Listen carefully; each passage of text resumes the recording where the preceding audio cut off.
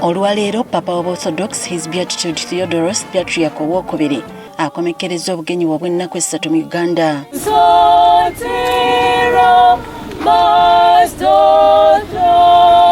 Ono olwaleero abadde Busoga mu kibuga Jinja gy'akyaliddeko abagoberezi mu bulabirizi bwa Busoga n'obuvanjuba bwa Uganda.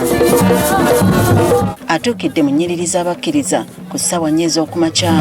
Oluvannyuma bagenze mu kitambiro ky'emmisa ku Lutikko ya Holy Resurrection Orthodox Cathedral e Jinja.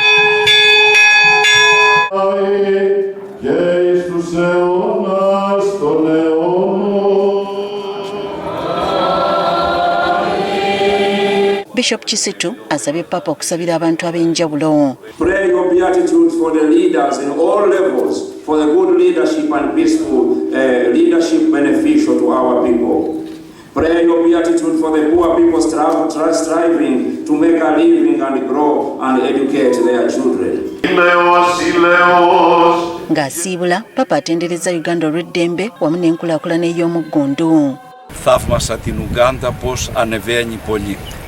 Yeewuunyiza era n'asanyukira Uganda okuba nti egenda mu maaso n'okulaakulana. Asabidde bannayuganda omukisa Mukama Katonda okubalungamya mu buli kye bakola. Θέλω να ευλογήσω το λαό της Ουγγάντας. Ayagala okuwa omukisa abantu ba Να τους Uganda. ευχηθώ να έχουν υγεία και χαρά. Babeere n'obulamu obulungi Και πάντα η καρδιά μας ας είναι κοντά στο Χριστό. n'emitima gyaffe bulijjo Ο gibeerenga Θεός eri να Mukama ευλογεί την Yesu. Ουγγάντα. Abantu ab'enjawulo basiimye okukyala kwa Papa kuno nga bagamba nti kujjidde mu kaseera ng'eggwanga lyeteekateeka okugenda mu kalulu n'abakulembeze ababaddewo basabiddwa omukisa. Omukisa gw'amaanyi okuba ntusigaza omukisa gw'ano mu Jinja ne Eastern Uganda.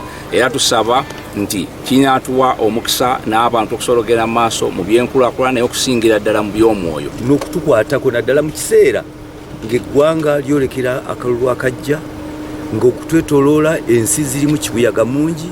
Yatutaaku omukono gwe omutuukirivu, yatuwa omukisa ogujja okutusobozesa okulembera Abannayuganda obulungi. Papa yeeyongeddeyo ku bugenyi obulala mu ggwanga lya South Sudan.